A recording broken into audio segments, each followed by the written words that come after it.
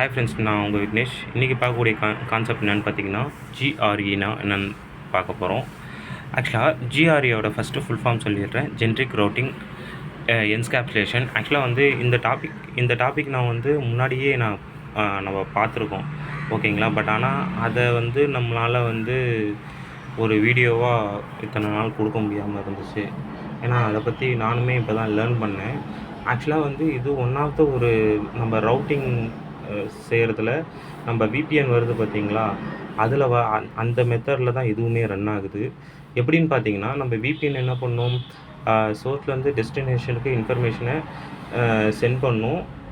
அதுவுமே வந்து நம்ம சோர்ஸோடைய ஐபி அட்ரஸும் ரிசீவரோட ஐபி அட்ரஸும் மட்டும்தான் அது எடுத்துக்கும்.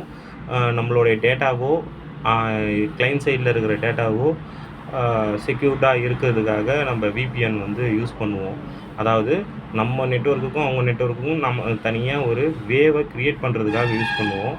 அதில் நம்ம டேட்டாவை இன்னும் செக்யூர்டாக வச்சுக்கிறதுக்காக இந்த ஜிஆர்இ என்ற ப்ரோட்டோக்கால் யூஸ் பண்ணுறோம், ஓகேங்களா. இது ஒரு ப்ரோட்டோக்கால் தான் இதுவும், ஓகேங்களா. இது வந்து one of the type of VPN கூட சொல்லலாம்.